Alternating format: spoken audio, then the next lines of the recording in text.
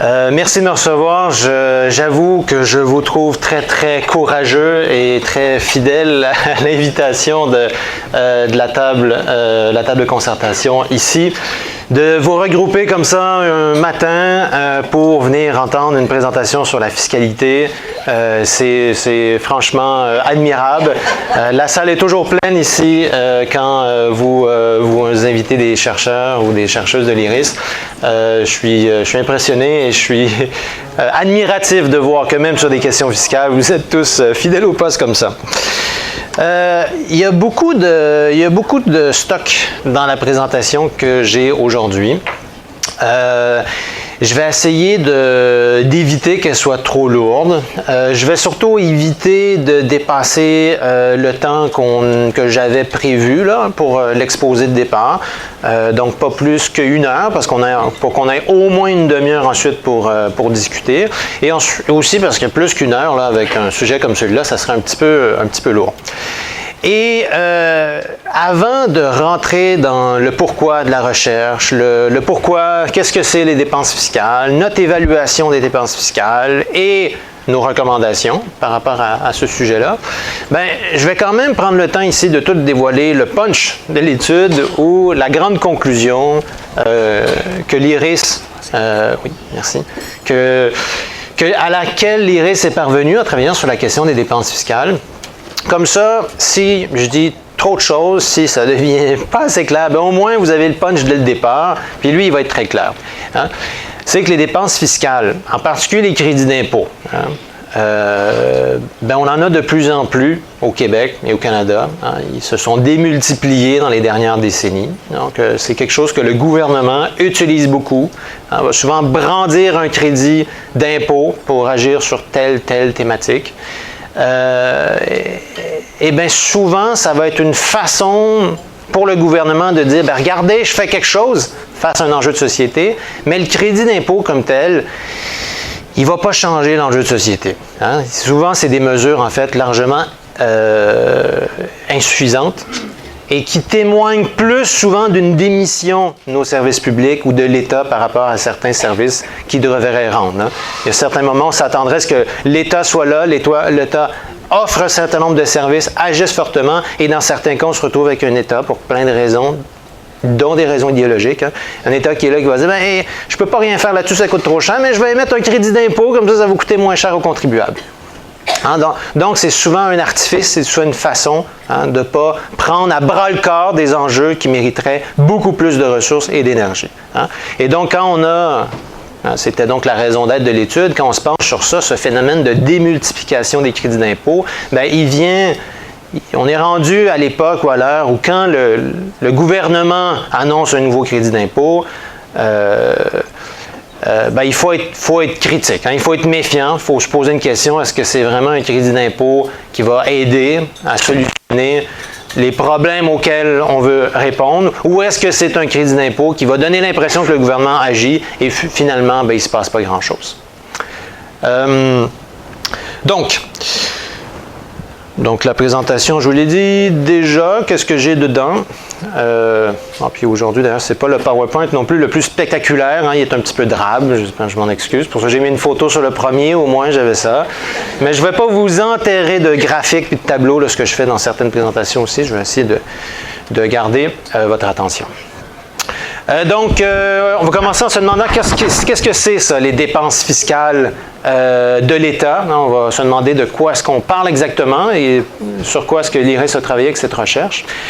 On va voir, oui, dans certains cas, évidemment, celles qui sont davantage utilisées par les contribuables aînés.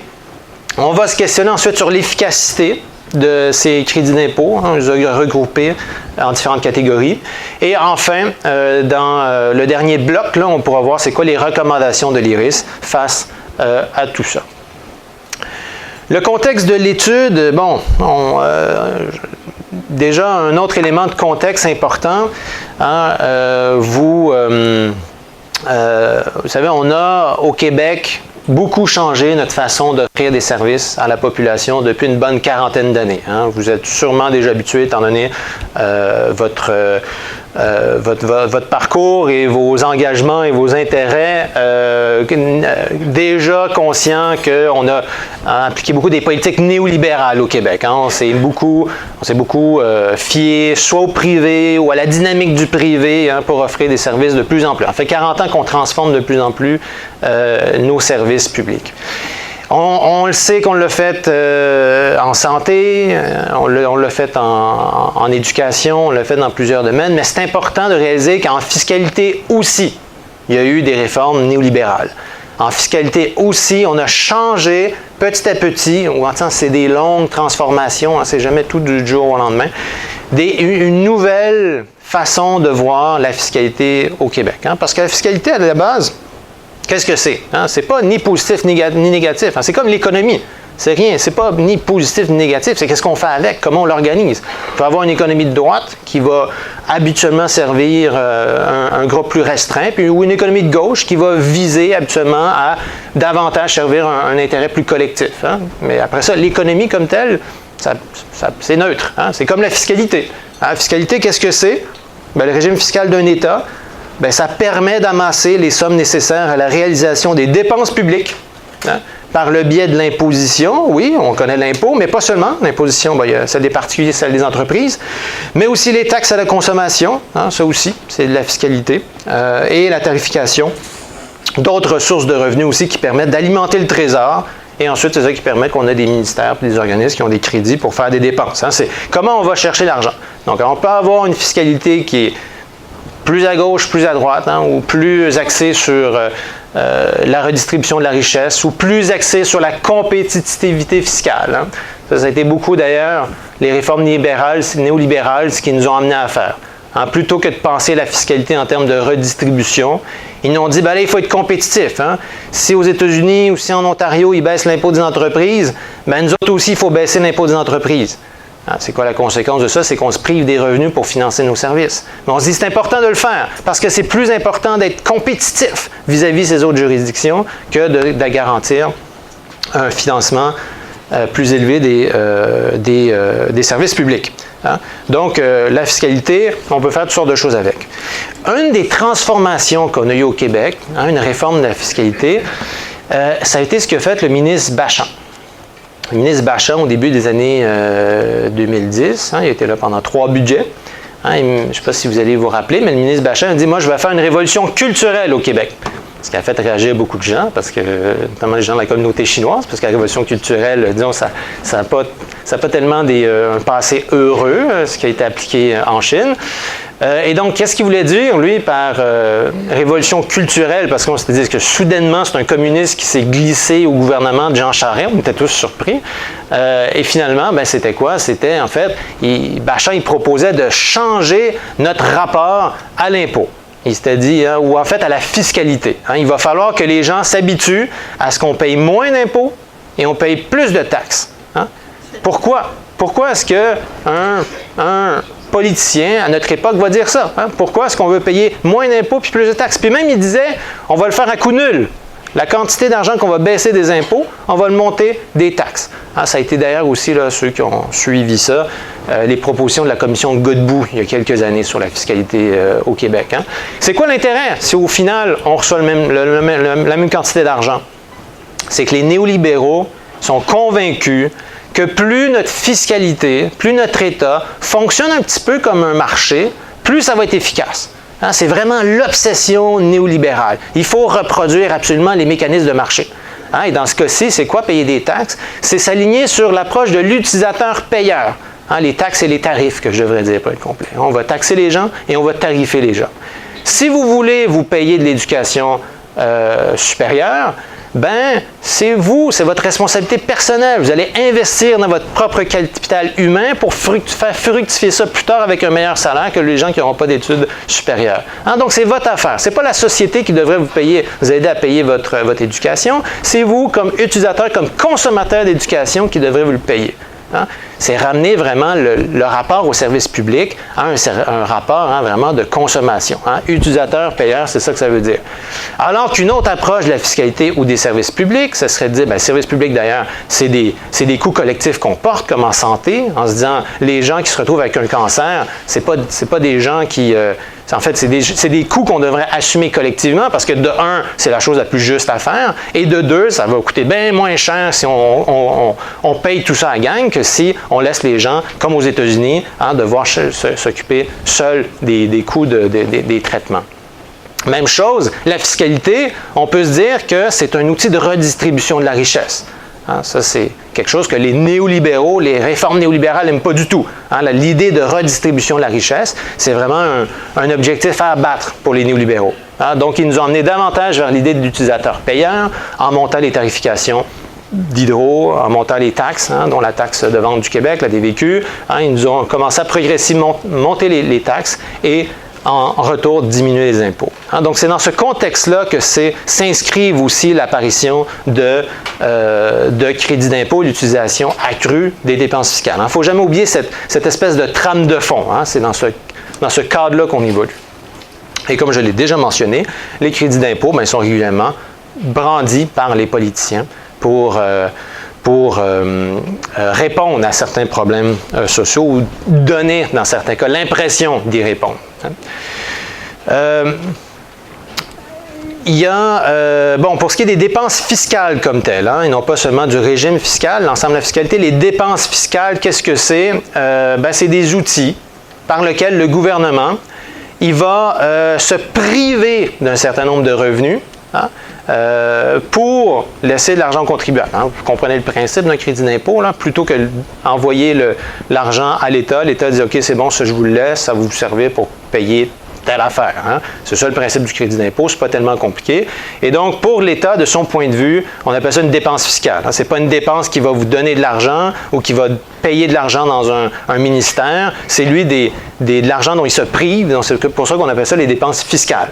Les plus connus sont les crédits d'impôt, mais il y en a tout plein d'autres. Les déductions, c'en est d'autres, ou encore certaines formes de subventions, d'impôts non prélevés. Là, il y en a toute une série de types de dépenses fiscales. Et selon le ministère des Finances du Québec, officiellement, les dépenses fiscales, ça vise à influencer des comportements ou des activités dans la société. Grosso modo, le gouvernement va les utiliser pour le développement économique, pour encourager l'épargne en vue de la retraite, pour stimuler la recherche et le développement, soutenir des familles, inciter au travail, favoriser les biens de bienfaisance. Donc, il y en a un petit peu à toutes les sauces, ces crédits d'impôt-là. C'est d'ailleurs une des difficultés dans notre étude, de voir lesquels on prend, lesquels on ne les prend pas, comment on les regroupe, parce que ça couvre tellement de choses. Et évidemment, je vous ai dit la conclusion principale de notre étude, c'est-à-dire que le gouvernement, trop souvent, il va brandir un crédit d'impôt pour dire « Regardez, j'agis », alors que l'enjeu, il mériterait une action plus musclée que ça. Cela dit, ça ne veut pas dire que dans l'absolu, toutes les dépenses fiscales sont mauvaises ou qu'elles sont toutes bonnes. Il y a tellement une grande diversité là-dedans qu'il y en a qui sont tout à fait les bienvenus. Il y en a d'autres qui ne servent pas à grand-chose. Il y en a d'autres qui servent juste aux plus riches, aux grandes entreprises. C'est assez compliqué comme univers. Et c'est pour ça que l'idée à la base qu'il faut retenir, c'est qu'il y en a peut-être un peu trop, ou c'est peut-être un réflexe un peu trop facile des gouvernements présentement. En 1985, le ministre péquiste Yves Duhem annonce le premier crédit d'impôt. Ultimement, ça ne fait pas si longtemps que ça. Premier crédit d'impôt pour contrebalancer la réduction du nombre de paliers d'imposition. Il y a d'autres mesures fiscales de dépenses qui sont plus vieilles, mais crédit d'impôt nommé de cette façon-là, le travail que fait un de mes collègues de faire un petit peu d'histoire de fiscalité au Québec, s'est rendu compte que c'était donc Yves Duhem en 1985. Vous voyez, c'est souvent un moment où on a réduit aussi des paliers d'imposition. Comme je disais, réduction de l'impôt, des paliers d'imposition et augmentation d'autres outils. C'est ça qui est arrivé en 1985. On en avait 21 paliers d'imposition avant. Certains s'en rappelleront. Moi, évidemment, je n'ai jamais vu quelque chose qui ressemblait à ça. Même quand on a commencé, nous autres, à travailler à l'IRIS puis proposer des réformes fiscales, il y avait 3 paliers. Là, on en a 4, si je ne me trompe pas. Donc, quand tu imaginais qu'il y avait 21 paliers d'imposition, évidemment, c'était plus mélangeant pour les gens. C'est beaucoup comme ça que le gouvernement a réussi à vendre l'idée de diminuer le nombre de paliers. Mais au final, on y a perdu beaucoup aussi. L'intérêt collectif y a perdu aussi parce que ça a été une des façons qu'ils ont parvenu à réduire l'impôt à payer et une des façons que les plus riches aussi ont réussi à échapper à des braquettes d'imposition plus élevées. En réduisant comme ça le nombre de paliers, c'est plus difficile d'aller chercher une plus grande partie de l'impôt des plus riches. Ils ont réussi. C'est un des faits marquants d'ailleurs des 30-40 dernières années. Là. Dans le monde, au Québec, c'est un petit peu plus récent, la baisse de la contribution fiscale des plus riches. Et donc, il y a d'autres moments aussi en 2003 où on s'est mis à utiliser plus les crédits d'impôt, tellement qu'en 2018, on en a trouvé 285 dépenses fiscales. C'est quand même beaucoup, des mesures. Il n'y en a pas beaucoup qui peuvent les réciter par cœur. Et même qu'en fait, pour utiliser ça de façon optimale, vous avez besoin d'un fiscaliste, vous avez besoin de payer quelqu'un qui va vraiment être capable de tout connecter ça encore ensemble. Et ça pose aussi des enjeux de citoyenneté et de démocratie. Quand un citoyen, vous n'êtes même plus capable de vous retrouver avec le régime fiscal, c'est sûr qu'il y a un problème à quelque part.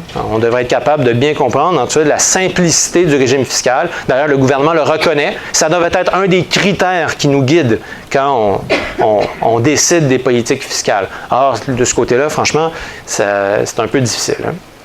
J'ai mis notre dernier livre des possessions à cet endroit-là parce que mon collègue Pierre-Antoine Harvey a rédigé un chapitre sur l'histoire de la fiscalité.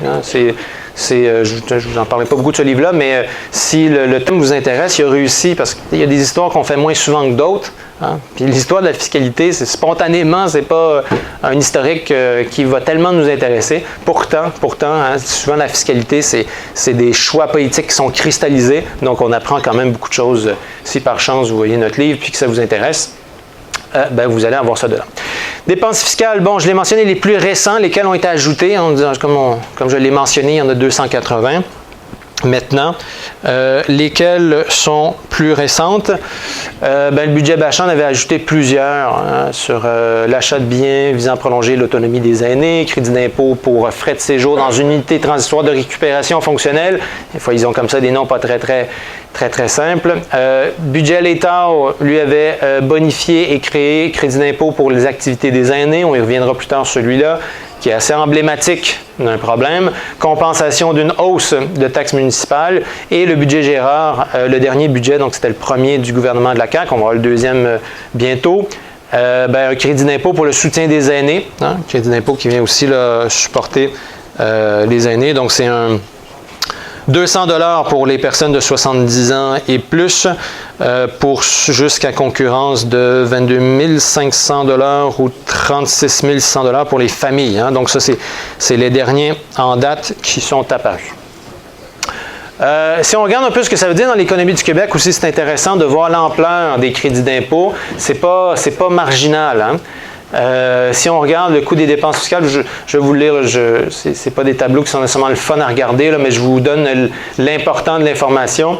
Donc, les crédits fiscaux, d'abord, première chose qu'on remarque dans ce tableau-là, c'est qu'en 2018, ça équivaut à près de 34 milliards de dollars. C'est beaucoup d'argent. Le budget du Québec, c'est une centaine de milliards. Il y a 34 milliards de dollars c'est de l'argent non prélevé en impôts. Donc, si dans certains cas, l'État était moins généreux en dépenses fiscales, il pourrait aller chercher jusqu'à 34 milliards de plus. Évidemment, comme je l'ai dit tantôt, ça ne serait pas très responsable de faire ça parce que plusieurs de ces mesures-là qui sont bonnes, plusieurs de ces mesures-là qui aident des revenus plus faibles, et donc, ça serait assez terrible. Mais c'est sûr qu'il y a de la marge, par exemple. Puis c'est sûr que ça nous fait prendre aussi la mesure de comment il y a beaucoup d'argent dans cette catégorie-là des dépenses fiscales. Le gros, 70% de ça, c'est le régime d'imposition des particuliers. Mais il y a aussi 10% de cet argent-là qui est pour le régime d'imposition des sociétés. Et il y en a un 20% aussi qui est de dépenses fiscales qui sont appliquées aux taxes à la consommation. Les principaux crédits d'impôt, les plus gros, vous voyez, c'est pour ça ce serait quand même injuste d'aller de passer à la hache là-dedans. Les plus importants, vous le voyez là, c'est pour les REER et les RPA. C'est des crédits d'impôt donc qui sont offerts pour permettre aux travailleurs d'économiser, aux travailleuses pour leur retraite. Donc, c'est les deux plus gros. Vous avez déjà là-dessus, donc c'est 4 plus 5, vous avez 9. C'est quasiment le tiers des gens, des dépenses fiscales qui sont dans ces catégories-là. Après ça, vous avez toute une diversité. Des crédits d'impôt remboursables accordant une allocation famille, non-imposition du gain en capital pour les résidences principales. Crédit d'impôt remboursable pour la solidarité, le fameux crédit d'impôt très utilisé maintenant, je vais revenir sur ça. L'inclusion partielle des gains en capital, ça c'est le milliard que nous coûte le fait qu'on couvre, on n'impose pas le capital de la même façon qu'on impose le salaire. Donc, pour la question de l'imposition des résidences principales, on peut le comprendre. Hein? Pour les gens, ça protège les gens qui réalisent un gain en capital en vendant leur maison. Mais là, quand on est rendu à des gens qui font beaucoup d'argent à la bourse, des fois qu'ils ont des très hauts revenus, pourquoi est-ce qu'on n'impose pas leurs revenus de la même façon qu'on imposerait des salariés? Hein? Là, la question se pose. Il y a certainement une part d'injustice dans celui-là. En tout cas, c'est même surprenant, je vous dirais, que ça ne soit pas davantage un débat public. Comment ça se fait qu'on permet comme ça au capital d'être moins imposé avec des déductions fiscales comme celle-là que le salaire des travailleurs et des travailleuses. Et donc là, on a toute une série de crédits. Le but, c'est pas de faire la liste aujourd'hui, donc je vais sauter tout de suite ici. Les dépenses fiscales, ils prennent de plus en plus de place aussi dans l'économie. Une des façons de bien mesurer des chiffres aussi gros que des dizaines de milliards comme ça, c'est de prendre l'économie, la grande sphère de l'économie, qu'on calcule encore de façon un peu maladroite. Là, le PIB, le produit intérieur brut, c'est pas mal la meilleure façon qu'on a, ou la moins pire des façons de calculer l'économie, parce qu'on échappe plein d'affaires, qu'on calcule le PIB, puis bon, en tout cas, ça sera pour une autre conférence. Cela dit, quand on compare la taille des dépenses fiscales à la taille de l'économie, on se rend compte qu'elle était de plus en plus grande. En 1997, toutes les dépenses fiscales ensemble, ça correspondait à 5,5% du PIB. Aujourd'hui, il correspond à 7,6% du PIB. On voit que cette affaire-là prend plus de place. Quand je dis les gouvernements ont tendance à brandir des crédits d'impôt, on le voit là, de plus en plus, il y a de l'argent qui est laissé de côté. De cette façon-là. Et voilà, c'est ça. Quelques autres données, notamment sur les aînés. Ça a été mentionné d'entrée de jeu par M. Proulx en introduction. Donc, le vieillissement de la population, sans surprise, fait qu'il y a plus de personnes âgées de 65 ans et plus qu'il y a 20 ans. Si on fait la comparaison dans ce cas-ci, où il y a entre 2015 et 95, puis 2015, c'est pas les données, les dépenses fiscales, les données fiscales ne sont pas toujours à jour. C'est difficile d'avoir les données là-dessus, c'est pour ça qu'on n'a pas toujours les chiffres de la dernière année. Bref, ce que ça nous montre ici, c'est que le nombre d'aînés a augmenté de 26,4%. De 81%, alors que dans la population générale, c'est de 26,4%. Qu'est-ce que ça veut dire tout ça? Ça veut dire qu'il y a de plus en plus de contribuables aînés. C'est pas la découverte du siècle, mais de plus en plus de gens qui ont 65 ans et plus. Ça veut dire un régime fiscal aussi, puis un régime fiscal qui doit faire de plus de place aussi aux aînés, réfléchir davantage le régime fiscal en fonction des personnes aînées. La majorité sont des femmes, 55%. Chiffre vraiment qui va frapper beaucoup de personnes, 50% des contribuables aînés sont non imposables. Donc la moitié des contribuables aînés n'ont pas un revenu assez élevé pour payer de l'impôt. Dans la population, en général, le chiffre est aussi élevé, mais ça montre qu'il y a une partie, puis on va le voir aussi plus loin. La situation des aînés peut varier de beaucoup. Il y en a qui s'en tirent bien, même pris globalement comme catégorie dans la population, les personnes de 65 ans et plus s'en tirent mieux qu'il y a 10, 20, 30 ans. Ça va. Mais quand on regarde un peu plus le détail, on se rend compte que certains s'en tirent très bien et que d'autres s'en tirent vraiment, vraiment pas bien. C'est ce qu'on s'aperçoit quand on regarde ces données-là. Et le reste, je vais le sauter parce que c'est plus ou moins important à ce stade-ci. Oui. Moi, je trouvais ça intéressant vos dernières lignes. Oui. Je vous le laisse dans ce cas-là. Je laisse le voir.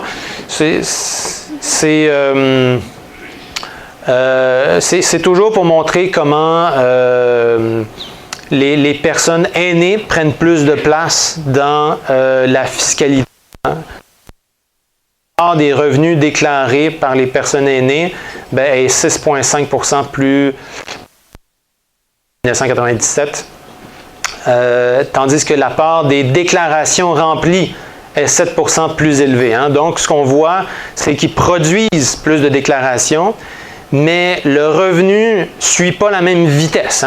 Hein? Donc, les déclarations, le nombre de déclarations augmente plus vite que les revenus qui sont déclarés. Hein? Donc, ça aussi, ça met un gros bémol sur ceux qui voudraient dire que tout est rose. On a les baby boomers en particulier qui ont des grosses retraites, etc., etc. Là, ça met des gros bémols sur tout ça, bien que là, c'est ça, on couvre toute la période 97-2015.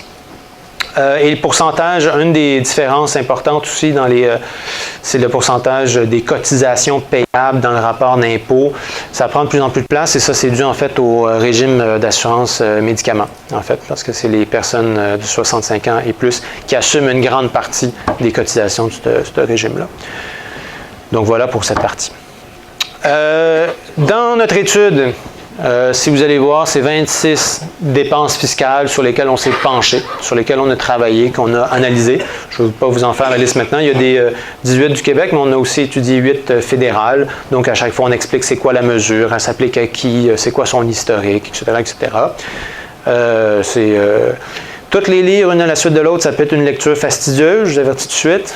Je vous propose plus d'aller dans la section d'analyse où là, on essaie de se poser des questions un petit peu plus générales. D'abord, ce qu'il faut savoir, c'est les dépenses fiscales elles sont différentes les unes des autres. Hein. Certaines sont remboursables, certaines sont non remboursables. Hein. D'ailleurs, quand on parle d'une dépense fiscale ou un crédit d'impôt remboursable, c'est quelque chose que vous allez avoir, peu importe votre revenu, que vous payez de l'impôt ou pas, vous avez droit à ce crédit-là. Quand on parle d'un crédit d'impôt remboursable, donc on parle pas loin d'un transfert du gouvernement vers les individus. Hein.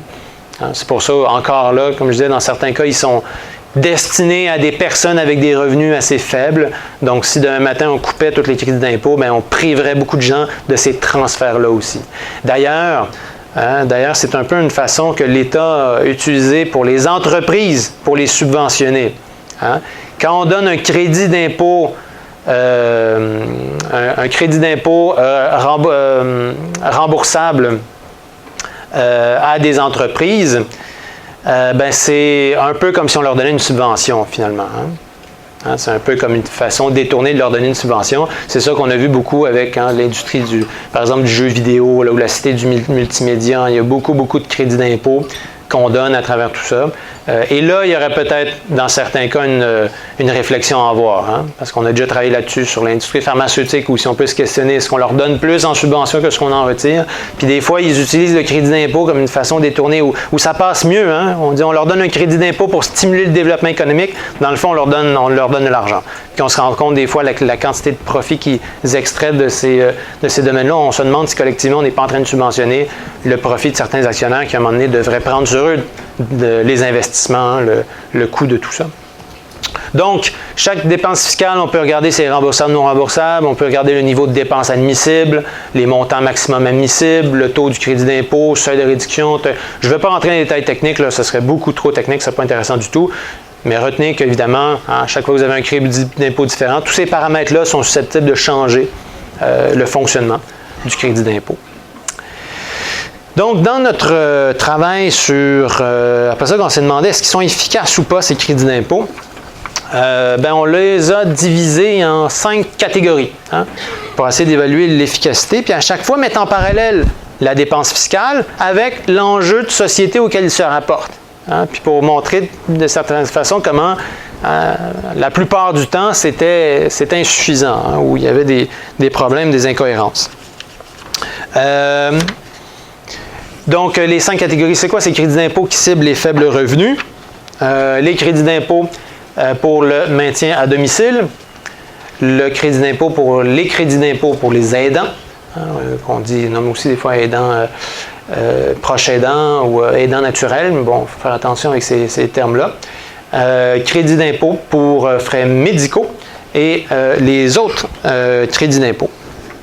Donc, si on se penche sur tout ça, quelle évaluation on peut en faire?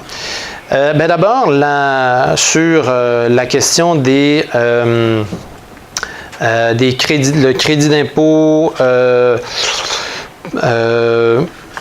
c'est ça. Ce qu'il faut voir, c'est que la situation d'abord de la pauvreté chez les personnes âgées, est dur à mesurer, en fait. Il y a plusieurs statistiques. Tous les indicateurs qu'on a pour mesurer la pauvreté, ils ont tous beaucoup de problèmes. C'est une drôle de situation. On a autant de misère à mesurer ça.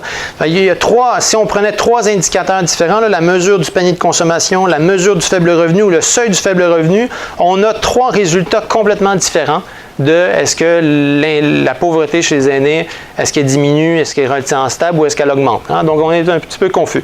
J'en nomme seulement une qui est importante, c'est celle par rapport aux mesures du panier de consommation. Ça, c'est peut-être la plus utilisée, même que le gouvernement du Canada voudrait en faire son principal indicateur de pauvreté, ce qui serait un problème pour différentes raisons. Parce que c'est trop bas à notre avis, mais ça sera encore là pour une autre conférence aussi. Donc la mesure du panier de consommation, c'est de mesurer c'est quoi le minimum vital pour une personne. Pour une personne puisse vivre, survivre, c'est quoi le minimum qu'elle a pour payer son panier de consommation, en guillemets. Parce que là, c'est ça le débat, vous pouvez avoir votre minimum vital, mais vous pouvez être pauvre quand même. C'est pas parce que vous n'avez plus le minimum vital que vous n'êtes pas encore pauvre. Bon. Pour les personnes aînées, la mesure du panier de consommation était mesurée à entre 16 425 et 17 720 $ en fonction de la ville où vous êtes au Québec. Ça, c'était le calcul. Et il y a 3,5 % des aînés qui n'ont pas ce niveau-là. Alors que le minimum auquel donnent droit les prestations publiques, ce que vous devez avoir comme minimum quand vous atteignez l'âge de 65 ans et plus, ça devrait être 18 400 $. Donc, pour des raisons qu'on comprend mal et qu'on soupçonne être des gens qui ne réclament pas l'argent auquel ils ont droit, il y a 3,5 % des aînés qui sont en dessous du niveau où ils devraient être. Donc, c'est assez terrible. Et c'est un peu pour ça, on s'imagine, on annonçait dans la dernière année qu'il y aurait des prestations qui sont plus automatiques. C'est pour le crédit d'impôt solidarité, faire en sorte que les gens ne sont pas obligés de faire des démarches. Mais on voit que là, il y a un problème. Non seulement c'est des niveaux que c'est très bas qu'on est en train de parler là, mais en plus de ça, les gens, ils ne réclament pas, ils ne reçoivent pas tout ce qu'ils devraient recevoir. Pourquoi aussi est-ce que la situation des crédits d'impôt qui ciblent les faibles revenus sont à notre point de vue, insuffisants? Il y a le niveau d'endettement aussi qui montre une situation assez préoccupante chez les personnes âgées. Et encore là que le crédit d'impôt, il ne pèse pas lourd à côté de ces tendances lourdes dans notre société. Vous savez, la dette du Québec, la dette du Canada, elle a beaucoup diminué depuis les années 90. Malgré ce que certains disent, là, elle est tout à fait sous contrôle, elle a beaucoup diminué. Là où il y a des inquiétudes, c'est l'endettement des ménages. Le niveau de dette est très élevé au Canada si on se compare relativement aux pays comparables. Et ça se manifeste de plus en plus aussi chez les personnes âgées. Donc, l'endettement des personnes âgées entre 1999 et 2016 avait déjà pratiquement doublé, de 30 000 $ à 55 000 $ en moyenne, une augmentation de 75 %. Il y avait 12 % en 2017 des ménages ayant déclaré faillite qui étaient composés de personnes de 65 ans et plus. Ça aussi, c'était une augmentation de 20 % en 5 ans. Donc, on voit une détérioration de ce côté-là qu'on peut voir par le biais de la question de l'endettement. Donc, les données semblent indiquer une relative embellie quand on prend tout le groupe ensemble, la situation des personnes de 65 ans et plus, mais parmi elles, il y a un très grand nombre qui vivent dans une situation de vulnérabilité économique. C'est aussi sous cet angle-là qu'il faut considérer les politiques de maintien en emploi. On les a rentrés dans cette catégorie-là, on a hésité, puis on a fini par les mettre dans les crédits d'impôt qui ciblent les faibles revenus. Parce que toutes ces politiques de maintien en emploi, le gouvernement, il ne s'en cache pas, de son point de vue. Le vieillissement de la population, ça devrait être une raison que les gens travaillent plus longtemps. Puis là, on a un débat qui est sensible ici. Un débat qui est sensible parce que, oui, évidemment, si les gens peuvent travailler plus longtemps, qui ont le goût de le faire, que c'est plus épanouissant, tant mieux, c'est merveilleux s'ils ont des incitatifs à le faire, puis bon, ça va, on n'a aucun problème avec ça. Mais le problème, c'est qu'il y a beaucoup de gens qui vont se retrouver à devoir travailler plus longtemps, hein, qui ont des incitatifs à travailler plus longtemps. Et pourquoi ils vont rester là?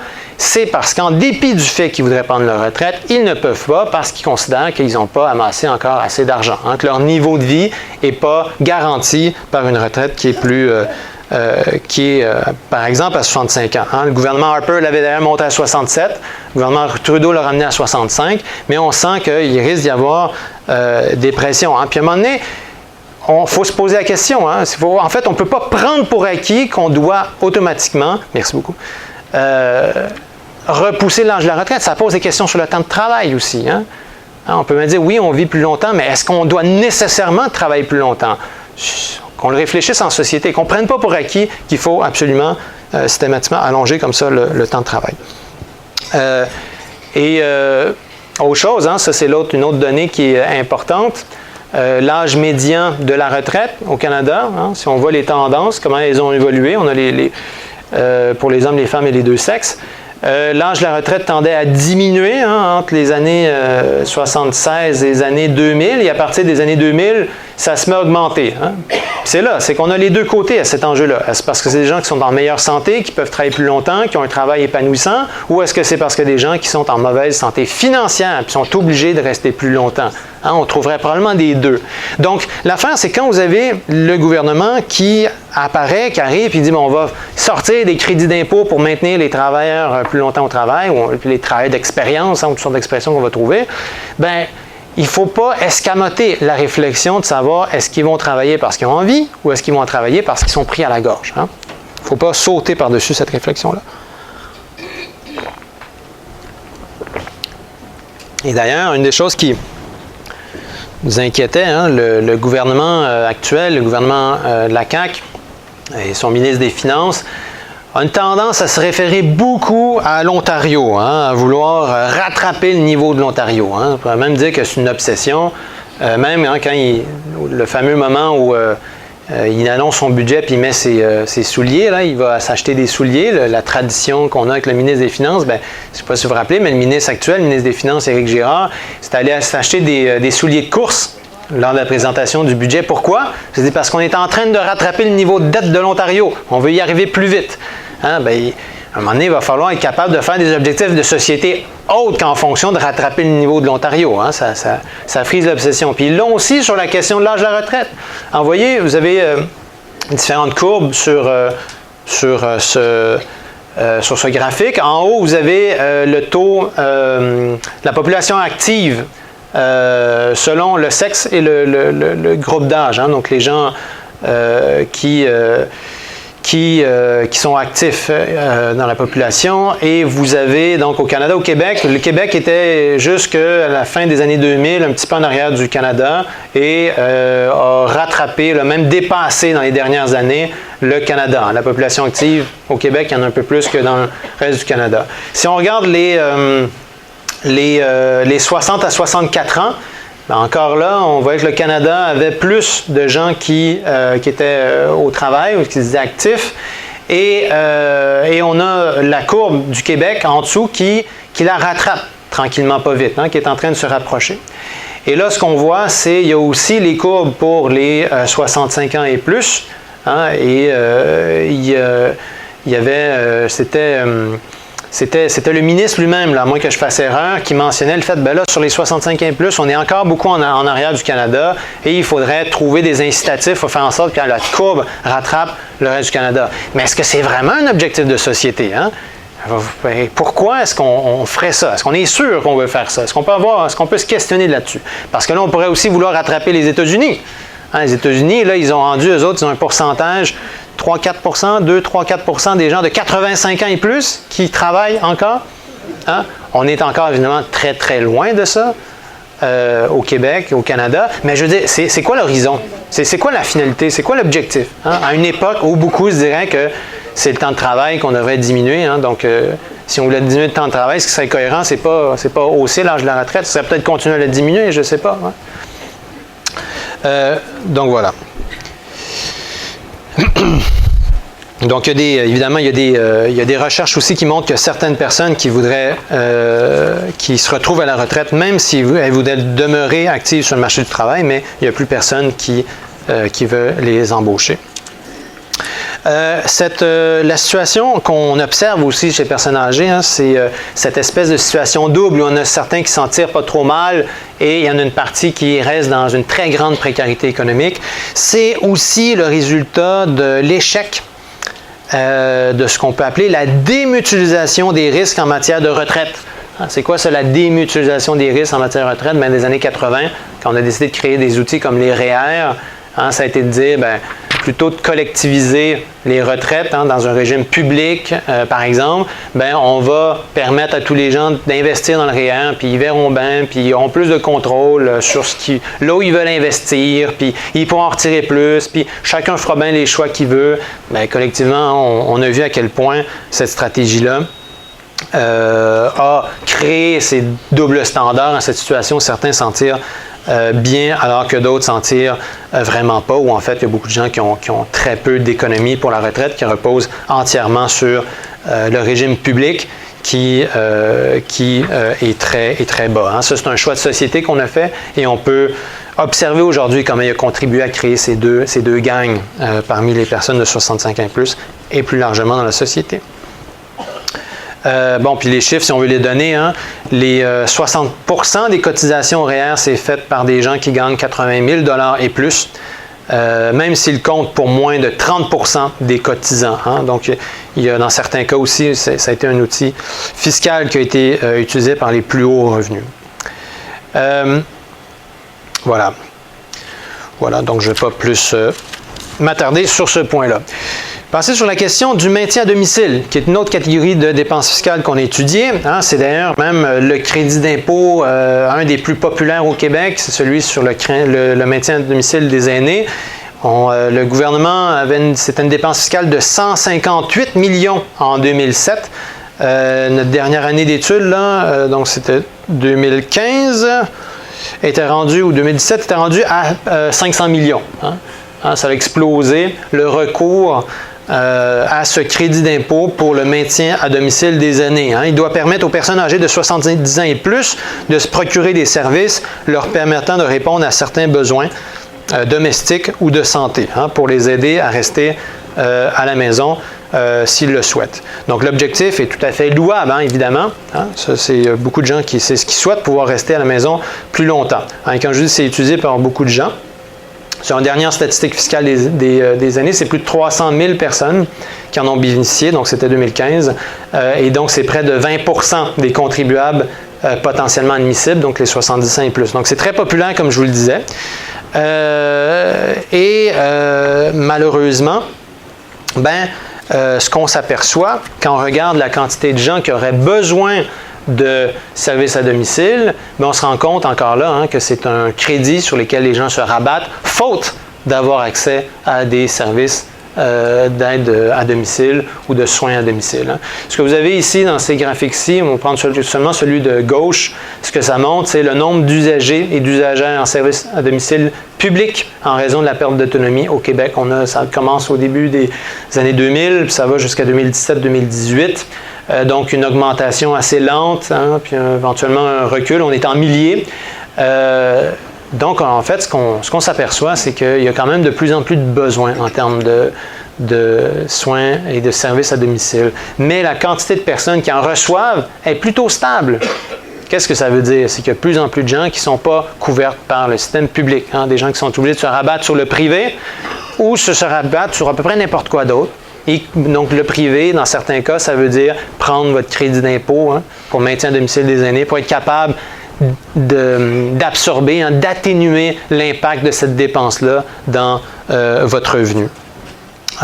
L'IRIS, déjà en 2017, on estimait qu'il y avait 100 000 personnes âgées de 65 ans et plus qui avaient des incapacités modérées ou sévères qui ne recevaient aucun service public, ni service privé avec du financement public. Donc, il y a un manque immense de ce côté-là. Et là, c'est un des meilleurs exemples, en fait, qui nous montre à quel point on serait supposé d'avoir un système public qui fait ce job-là et un système qui ne s'est pas développé, hein, qu'on n'a pas développé, et on se retrouve avec des besoins qui sont immenses, hein, et on pelte la responsabilité soit chez les gens avec le poids que ça peut représenter dans le revenu, ou encore chez les proches des gens après. Hein. Ça se retrouve aussi à vouloir dire tout plein d'aidants, de proches aidants qui se retrouvent à faire beaucoup plus de travail. Hein. Et tout ça à la base, c'est pourquoi? Parce qu'on a un gouvernement qui n'a pas assumé des responsabilités. Hein, quand on a eu besoin d'un système d'éducation, on a besoin d'un système de santé, on a fini par les faire. Là, un exemple plus récent, c'est le système des CPE. À un moment donné, on s'est dit on a besoin d'un système de CPE. On l'a fait. Hein, et le reste du Canada a envie le système québécois. Hein. C'est un système qui permet d'accomplir beaucoup de choses, hein, qui permet en termes de résultats pour les enfants notamment, mais aussi en termes financiers, là, on réussit à faire des choses intéressantes avec ça. On a décidé de le porter collectivement. Mais les soins, services à domicile, c'est exactement l'inverse. Dans le milieu des années 90, on s'est dit, ça c'est trop cher, on va laisser ça à l'économie sociale, on va arrêter de développer le public, on va sortir des outils fiscaux comme des crédits d'impôt ou encore comme des programmes comme le PEFSAD, hein, c'est des cotisations que vous avez pour avoir accès à des soins qui sont offerts par des entreprises d'économie sociale. Ça peut être des gens merveilleux, ça peut être des fois des business qui ont le nom d'économie sociale, mais qui n'ont rien vraiment de social. En tout cas, c'est des lieux où les conditions de travail sont moins bonnes, donc il y a plus de roulement dans le personnel. Ça a toujours un impact négatif sur les services. Puis si vous pensez de toute façon, hein, la personne qui vient chez vous, hein, donc d'une certaine façon, dans votre intimité, hein, vous avez peut-être envie que ce ne soit pas une qui change à toutes les semaines. Hein. Donc c'est vraiment un système qu'on a laissé péricliter et qui se manifeste notamment dans l'utilisation massive du crédit d'impôt pour le maintien à domicile des aînés. Hein. Comme je disais, c'est dans les années 90, là, quand il y a eu le fameux sommet économique de Bouchard avant le déficit zéro. On s'est donné l'objectif du virage ambulatoire. Puis à ce moment-là, un virage ambulatoire, ça voulait dire utiliser moins les hôpitaux, plus les services à domicile. Puis ça, c'était louable. Ça, comme plan, c'était bon. C'est tout à fait sensé. Mais on l'a comme manqué le virage, comme si on était tombé dans le fossé, parce qu'on a pris le virage, on a coupé l'argent, puis on n'a pas développé les ressources qui vont avec. Hein, voilà, donc le résultat, c'est un système morcelé où les ressources sont insuffisantes, tant pour la population désireuse d'accéder à des services que pour les travailleurs ou les travailleuses du réseau, hein, ceux qui sont là-dedans, dans certains cas qui subissent des conséquences assez directes. Habituellement, les femmes, puis là, ce qu'on voit, c'est femmes aussi racisées qui se retrouvent souvent dans les endroits où la rémunération est plus basse. Donc, le crédit d'impôt pour maintien à domicile créé en 2000, hein, donc on est dans ces années-là, vous voyez qu'on aurait dû se donner un système public. Et l'un des produits de ce morcellement doit être vu comme tel un palliatif pour un système qui est dysfonctionnel. Hein, puis ultimement, même si on prenait sur la froide logique des coûts, là, hein, même si on notait tout le volet humain de ça, le côté des coûts, bien, ultimement, d'avoir autant de gens qui n'ont pas accès à des services qui ont besoin, que ce soit dans les établissements de santé ou que ce soit à domicile, ça veut dire des gens dont l'état de santé peut, dans certains cas, se dégrader beaucoup plus vite quand il y a un problème qui survient. La personne se dégrade plus vite et elle devient ultimement une personne qui risque d'engorger le système, puis une personne qui risque de coûter plus cher au système. Hein. Donc, hein, si on le prend juste sur le volet des coûts, là, si le côté strictement froidement monétaire, même de ce côté-là, c'est à peu près indéfendable. C'est l'expression, en fait, d'une vision super court-termiste, hein, des finances publiques, où on coupe tout et on se dit, ben, le marché va régler ça. Hein. J'ai fait un long bout pour parler de la pensée néolibérale. Au début, ça a été beaucoup ça. Hein. Essayons pas de planifier l'économie, essayons pas de planifier nos services, c'est trop compliqué ces affaires-là, le marché va s'en occuper. Hein. Puis là, on n'a même pas commencé à parler de ce que ça veut dire pour l'environnement, que ce réflexe de voir les choses comme ça. Hein. Laisser les choses aller. Donc, pour obtenir, d'ailleurs, ça c'est l'autre chose, hein, pour obtenir, hein, vous pouvez avoir jusqu'à 6 825 $, de crédit d'impôt avec ce crédit d'impôt qui est rendu très élevé. Mais ça, il faut avoir dépensé pour 19 500 $, hein, pour avoir droit à ce crédit d'impôt maximal. Hein. Donc, ce n'est pas surprenant de constater que la moyenne des sommes allouées par contribuable, c'est bien loin du 6 800. La somme moyenne, c'est 1 334. Hein, parce que c'est ça. Hein, il faut avoir un très haut revenu pour se payer autant de services. L'autre L'autre effet là, de cette dynamique-là, c'est l'hébergement aussi en résidence privée. Hein, ça montre aussi les dysfonctions du système actuel. Il y a une très forte demande présentement, hein, donc comme on a besoin d'avoir plus de place. Les loyers moyens, ils augmentent beaucoup, très rapidement. Donc, les gens à faible revenu qui se retrouvent souvent complètement comme hors jeu dans un système comme celui-là, ils ne peuvent même pas appliquer. Les grandes entreprises de résidence pour personnes âgées qui construisent des établissements neufs et de grande taille ont massivement investi le marché. Hein, ils ont entraîné souvent la fermeture des petites et moyennes résidences, dont les loyers sont moins élevés. Les résidences de 90 unités et plus hébergent plus de 70% des personnes aînées qui habitent en résidence, même s'ils sont 25% seulement du nombre. Hein. Ils comptent pour 25%, mais ils sont tellement grosses qu'ils ramassent 70% des personnes aînées. Hein, les fortunes qui se sont construites au Québec dans les résidences personnes aînées, c'est assez troublant aussi, hein, parce que on a tendance à voir ces gens-là comme des grands bâtisseurs, mais à un moment donné, cet argent-là ne tombe pas du ciel non plus. Quand vous en concentrez autant sur aussi peu de personnes, ça peut vouloir dire que vous êtes en train d'accroître les inégalités dans une société. Donc, les grandes résidences ont un loyer de 26% supérieur. Puis comme les nouvelles constructions ne sont pas soumises aux limites d'hausse de loyer durant les 5 premières années de fonctionnement, les personnes aînées subissent l'évolution d'un marché en situation de surchauffe. Hein? Est-ce qu'on devrait céder ça encore? Est-ce qu'on devrait laisser le marché déterminer ces choses-là? Personnellement, je trouve que c'est pas le cas. Surtout qu'en cas de hausse abusive, les personnes âgées sont souvent plus vulnérables. Il y en a derrière, d'ailleurs, qui ont commencé à prendre la parole, qui ont commencé à se battre contre le fait que des propriétaires qui vont être abusifs ou vont avoir des comportements qui frisent l'intimidation. Oui, OK. Oui. Et donc, qui ont également, ils vont avoir plus de misère à contester ou plus de misère aussi à déménager. Hein? C'est pas aussi facile de déménager rendu à un âge avancé. Et donc, il y a des propriétaires qui vont tirer profit de ces situations-là. Hein? Et donc, puis toujours pour finir sur le crédit d'impôt pour maintien à domicile des aînés, vous avez par exemple les prix des sites Internet qui vont intégrer déjà le rabais. Hein, le prix affiché sur le site Internet des résidences Soleil inclut déjà le crédit d'impôt pour maintien à domicile. Donc, il faut regarder le petit caractère en bas pour voir que l'obtention de ce loyer-là est conditionnelle à l'admissibilité au crédit d'impôt maximal donné par le gouvernement. Hein, etc. Donc, ils utilisent beaucoup ça. Ce qui fait dire à certains, mais écoute, le crédit d'impôt, c'est une façon de faire une subvention pour ces grandes résidences privées. Hein? Bon. Donc, le temps qui me reste, je vais tout de suite sauter à mes recommandations pour avoir le temps d'en parler un petit peu avant de passer aux échanges. Il ne manquait pas de stock. On va sauter pour l'instant au-dessus des aidants. Il y a peut-être juste un crédit que je vais mentionner parce que je l'ai mentionné vite tout à l'heure. C'était dans notre catégorie des autres crédits. C'est le crédit d'impôt pour activité des aînés. Ça, celui-là, pour moi, est un peu emblématique de quand vous avez le gouvernement qui veut dire « Voilà, j'agis pour contrer l'isolement des personnes aînées. » C'est un crédit d'impôt qui donne droit, donc le maximum auquel que vous pouvez inscrire, c'est un montant de 200 $. Donc là, vous appliquez la déduction, ça vous fait un retour de 40 $. Hein? Et si vous avez un revenu qui dépasse 41 500 $, vous n'y avez pas droit.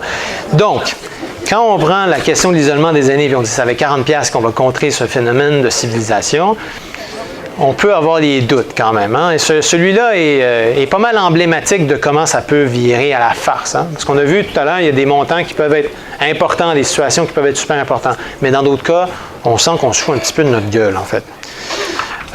Donc, dans les principales recommandations, c'est quoi? Je vais avancer ici. Sur les principes d'abord. Hein? Sur les principes, si on n'y échappe pas, il faut échapper à l'idée de...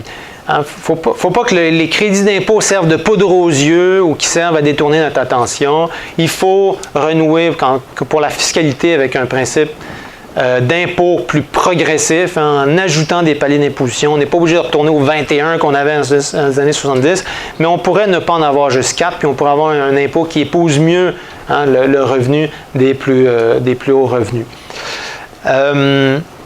On devrait aussi viser à réduire progressivement l'utilisation des dépenses fiscales. Hein. Donc, progressivement est important. Il y en a trop qui aident, qui sont utiles pour qu'on soit cavalier avec tout ça, mais on devrait en utiliser moins parce qu'on l'a vu, il y en a beaucoup qui servent en fait à détourner des problèmes, détourner l'attention aussi des fois.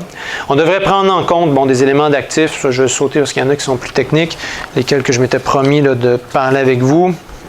On devrait les concevoir aussi comme des mesures temporaires, hein, les crédits d'impôt, plutôt que de les voir comme des réponses en soi à des problèmes, comme on l'a vu, là, les soins et services à domicile. On pourrait parler de l'assurance publique aussi, hein, la couverture des assurances publiques. On n'a pas eu le temps de passer le bout sur le privé en santé.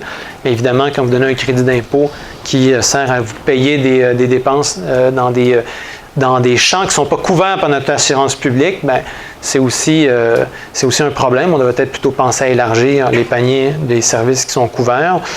Le ministère des Finances, quand on regarde sa définition là, des crédits d'impôt, il va mentionner lui-même que la compétitivité fiscale est vraiment centrale, puis il ne va pas parler de la question de la redistribution de la richesse. Hein. Donc, on devrait renouer avec l'idée que les outils fiscaux, la fiscalité en général, son objectif prioritaire, ça va être la redistribution de la richesse avant de tomber dans des questions de compétitivité fiscale où utilement on a une espèce de course vers le bas. Hein. Tous les pays se regardent un l'autre puis descendent les impôts puis descendent les taxes puis en se disant si je ne fais pas ça, là le monde va s'en aller ailleurs.